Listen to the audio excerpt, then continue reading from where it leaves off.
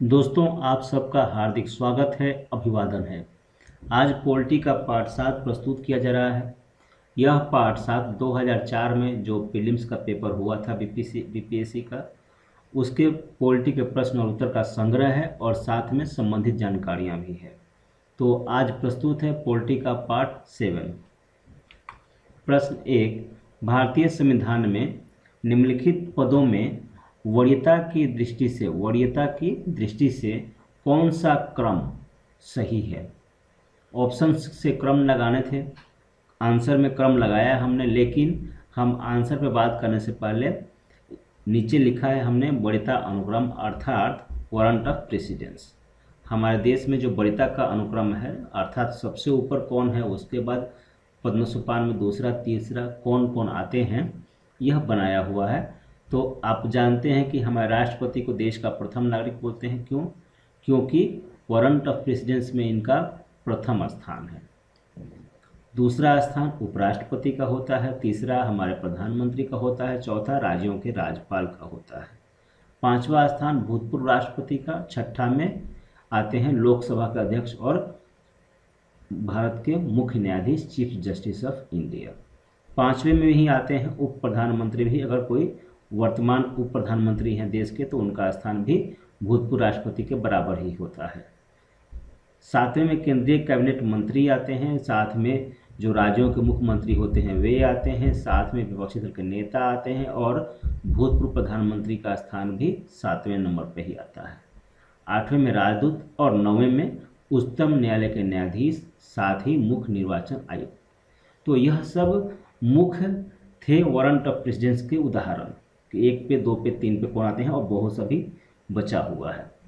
तो अब इसको देखते हुए हम आंसर देखते हैं। राज्यपाल का स्थान कितना नंबर का है? सर्कल कर रहा हूँ नंबर को, 4, यहाँ पे 4 लिख रहा हूँ। मुख्य न्यायाधीश का स्थान कितना है? मुख्य न्यायाधीश मतलब chief justice of India, 6 number पे 6 लिख रहा हूँ। राज्यों को मुख्यमंत्री का स्थान कितना है? 7 नंबर, 7 लिख दिया। मुख्य निर्वाचन आयुक्त यहाँ पे देखिए इनका स्थान 9 नंबर। तो इस तरह से आपने देख लिया जो वरीयता का क्रम है। इसमें सबसे पहले जो ऑप्शंस थे उसके अनुसार राज्यपाल, फिर मुख्य न्यायाधीश भारत के, फिर राज्यों के मुख्यमंत्री, फिर मुख्य निर्वाचन आयुक्त। प्रश्न 1 खत्म होता है।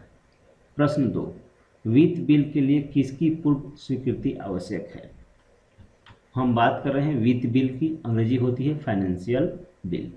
एक और बिल होती है जिसे बोलते हैं बिल अर्थात विधेयक, वित्त बिल अर्थात वित्त विधेयक। तो एक और विधेयक होता है जिसका नाम है धन विधेयक। धन विधेयक, एक तो वित्त विधेयक हो गया, दूसरा धन विधेयक, इसे बोलते हैं मनी बिल, शॉर्ट में लिख देता हूँ। और भी 2 होते हैं, साधारण विधेयक और संविधान संशोधन विधेयक। तो हम साधारण विधेयक और संविधान संशोधन विधेयक की बात नहीं करते हैं, हम खाली भी बात करते हैं जो प्रश्न है अभी वित्त बिल की अर्थात धन विधेयक की, फाइनेंशियल बिल की। फाइनेंशियल बिल का परिभाषा अनुच्छेद 112 में दिया गया है, ठीक। और राष्ट्रपति इसको लोकसभा में प्रस्तुत करने से पहले राष्ट्रपति की सहमति आवश्यक होती है। दोनों सदनों में इसे पास होना होता है साधारण बहुमत से। गतिरोध अगर हो तो संयुक्त बैठक बुलानी पड़ती है दोनों सदनों की, और राष्ट्रपति इस फाइनेंशियल बिल को पुनर्विचार के लिए वापस भेज सकते हैं। तो जो बातें थी फाइनेंशियल बिल के बारे में नीचे लिख दिया हमने देख लिया। प्रश्न था वित्त बिल के लिए किसकी पूर्व स्वीकृति आवश्यक है? तो यहाँ देखिए राष्ट्रपति की स्वीकृति आवश्यक है, तो उत्तर तो आपको मिल गया। लेकिन अभी धन विधेयक बच गया है जो कि कंफ्यूज करेगा। धन विधेयक और वित्त विधेयक दोनों में अंतर है और कुछ समानताएं भी हैं। पहले समानता की बात करते हैं तो इसे संसद में प्रस्तुत करने से पहले, संसद नहीं केवल लोकसभा में, प्रथम बार में लोकसभा में प्रस्तुत होना होता है वित्त विधेयक को चाहे धन विधेयक को। प्रस्तुत करने से पहले राष्ट्रपति की सहमति लेनी आवश्यक होती है। दोनों विधेयकों की बात कर रहे हैं हम, समानता की बात कर रहे हैं। और उसके बाद अब समानता नहीं है। अब जो आप देख रहे हैं कि राज्यसभा में साधारण बहुमत से पास होना होता है, लोकसभा में भी, गतिरोध पे संयुक्त बैठक बुलानी पड़ती है, पुनर्विचार के लिए भेज सकते हैं राष्ट्रपति, किंतु धन विधेयक में यह सब नहीं है। अगर धन विधेयक है, प्रथम बार में ही सहमति के बाद, अर्थात राष्ट्रपति सहमति के बाद लोकसभा में प्रस्तुत होगा और फिर राज्यसभा में जाएगा। राज्यसभा प्रस्तुत करे चाहे नहीं करे, 14 दिन तक अगर नहीं करती है तो मान लेते हैं कि वो पारित हो गया है राज्यसभा के द्वारा, और फिर वहाँ से सीधा राष्ट्रपति के पास जाता है धन विधेयक, और राष्ट्रपति उस पर सीधा हस्ताक्षर करते हैं, वापस नहीं कर सकते हैं। तो इस तरह से आपने देख लिया फाइनेंशियल बिल और मनी बिल में डिफरेंस। प्रश्न का उत्तर भी समझ में आया होगा। प्रश्न 3, निम्न में से कौन लगातार 2 बार राष्ट्रपति रहे थे? उत्तर है डॉक्टर राजेंद्र प्रसाद। ऐसे इनके राष्ट्रपति का पद अवधि लिखा हुआ है 1950 से लेकर 1962 तक। देखिए प्रथम बार चुनाव हुआ था हमारा, आगे के पार्ट में मिल जाएगा फर्स्ट इलेक्शन कब हुआ था, उसमें फर्स्ट इलेक्शन हुआ था पहले हमारा 1952 में, यहाँ से 5 साल तक 57 साल, और 57 से 5 62 साल। तो इतने तो 10 साल तो ये निर्वाचित, लगातार 2 बार निर्वाचित होकर राष्ट्रपति रहे। किंतु 52 से पहले, यहाँ देखा आपने 50 से थे राष्ट्रपति, 52 से पहले 24 जनवरी 1950 को ही हमारी संविधान सभा ने डॉक्टर राजेंद्र प्रसाद को हमारे देश का प्रथम राष्ट्रपति चुन लिया था। तो इस तरह से ये हमारे देश के राष्ट्रपति रहे 1950 से लेकर 1962 तक। 12 साल 107 दिन पूरा इनका अवधि है राष्ट्रपति पद का। इनको भारत रत्न मिला था, कुछ ये अतिरिक्त जानकारियां हैं। भारत रत्न 1962 में मिला था भारत रत्न। संविधान सभा के स्थायी अध्यक्ष थे। संविधान सभा जब बनी थी तो उसके अस्थायी अध्यक्ष थे डॉक्टर सच्चिदानंद सिन्हा, किंतु बाद में स्थायी अध्यक्ष नियुक्त किए गए doctor Rajendra Prasad.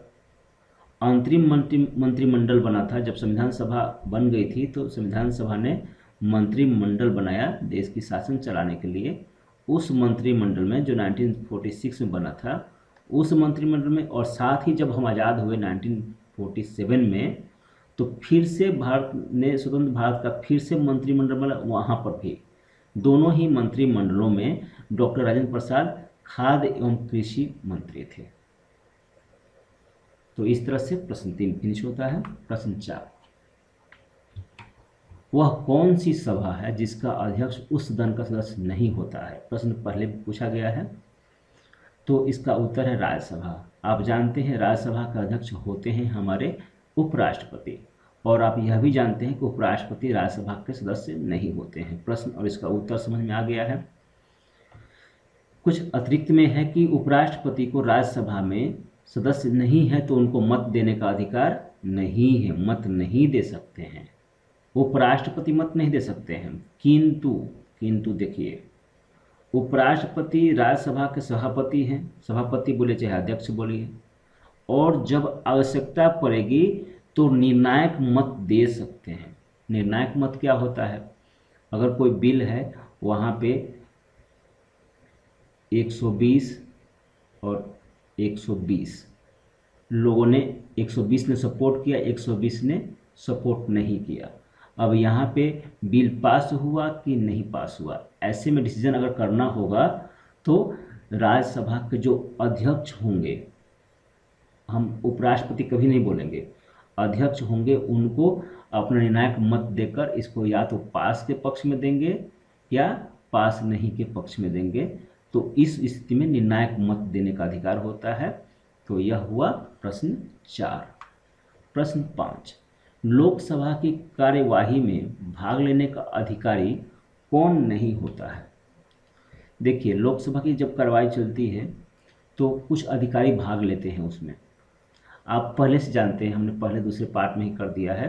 Attorney general of India देश के किसी भी न्यायालय में जाकर एक उसके कार्रवाई में भाग ले सकते हैं, न्यायालय में, कोर्ट्स में, राइट। और ये हमारे लोकसभा में जाकर भी उसकी कार्रवाई में भाग ले सकते हैं।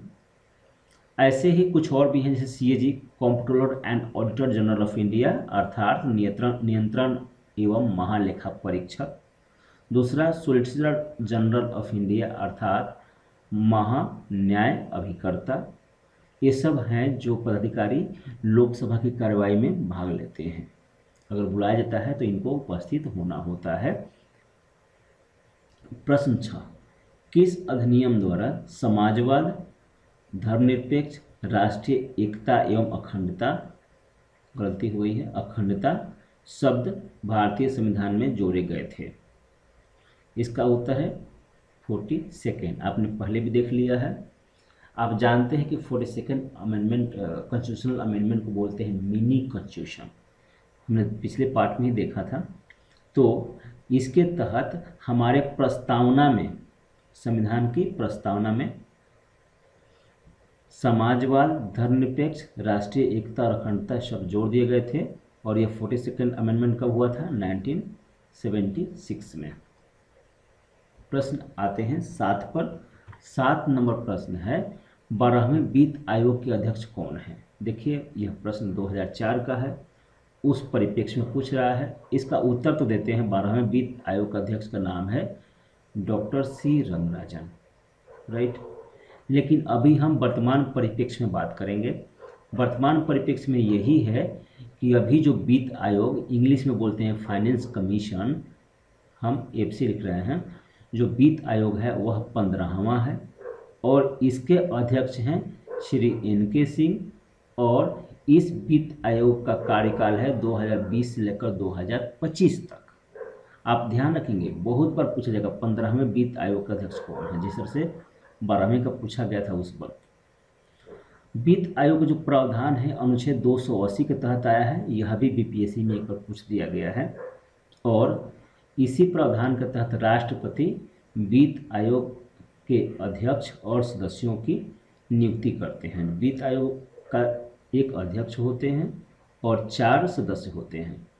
तो इन 5 की नियुक्ति करते हैं राष्ट्रपति, अनुच्छेद है 280। वित्त आयोग का काम क्या होता है? वित्तीय प्रशासन जो होता है देश का, उसमें पारदर्शिता लाना, कहाँ कितना पैसा खर्च हो रहा है, कहाँ पर बच रहा है, किस राज्य को कितना देना है, यह सब नियम वगैरह बनाते हैं, वित्त आयोग ही बनाता है। तो इस तरह से वित्तीय प्रशासन में पारदर्शिता सुनिश्चित करना इसका काम होता है। 12वें अध्यक्ष का नाम पूछा है तो हम प्रथम को भूलेंगे नहीं। प्रथम अध्यक्ष थे श्री KC नियोगी, 1952 से 1957 तक। प्रश्न 8, भारतीय संविधान के अनुच्छेद 370 का संबंध किससे है? आप ये जानते हैं, अनुच्छेद 370 जम्मू कश्मीर से है, जानते हैं। फिर भी 6 अगस्त 2019 को भारत सरकार ने इस अनुच्छेद को समाप्त कर दिया और इसके बाद जम्मू कश्मीर और लद्दाख, जम्मू कश्मीर की बात कर रहे हैं, लद्दाख नहीं लिखा इसलिए, जम्मू कश्मीर और लद्दाख केंद्र शासित प्रदेश बन गए 31 अक्टूबर 2019 को। फिर प्रश्न 9, वर्तमान में भारत के मुख्य निर्वाचन आयुक्त कौन है? मुख्य निर्वाचन आयुक्त, चीफ इलेक्शन कमिश्नर। आपने देखा वारंट ऑफ प्रेसिडेंस में पहला प्रश्न में देखा था कि इनका 9वां स्थान आता है। तो भारत के वर्तमान हैं, उस वक्त तो कोई और थे, मैंने वर्तमान को ही लिखकर आंसर किया है। अभी सुनील अरोड़ा हैं चीफ इलेक्शन कमिश्नर। इनको हर महीने 2.5 लाख रुपये वेतन मिलता है और 6 साल तक ये अपने पद पर रह सकते हैं। अगर 65 साल इनकी उम्र होती है तो पद छोड़ना पड़ता है, तो अधिकतम 65 वर्ष की उम्र तक और 6 वर्ष तक इनको पद पर रहने का प्रावधान है हमारे संविधान में। अनुच्छेद 324 की बात करी है। इस अनुच्छेद के तहत जो भी कार्य करता है, चुनाव का पर्यवेक्षण, निर्देशन, नियंत्रण, ये सब शक्तियां चुनाव आयोग को अनुच्छेद 324 ही मिलता है, राइट। प्रश्न संख्या 10।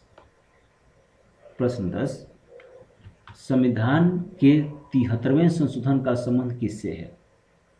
पहले देखिए 73rd कॉन्स्टिट्यूशनल अमेंडमेंट कितना बार, अभी हम पार्ट जो प्रस्तुत कर रहे हैं इसके पहले भी कितना बार पूछा गया 73rd को, और अभी भी ऑलमोस्ट जितने पार्ट्स होंगे उसमें ये जरूर ही 73rd की चर्चा रहेगी, इतना इम्पोर्टेंट है यह। तो पहले प्रश्न फिर से देखते हैं। संविधान के 73वें संशोधन का संबंध किससे है? पंचायती राज अधिनियम से है। देखिए इसे समझिए ठीक से। एक समिति बनी थी पंचायती राज पे, नाम था LM सिंघवी समिति। देखिए हिंदी में लिखा है मैंने। इस समिति का गठन किया गया था 1986 में।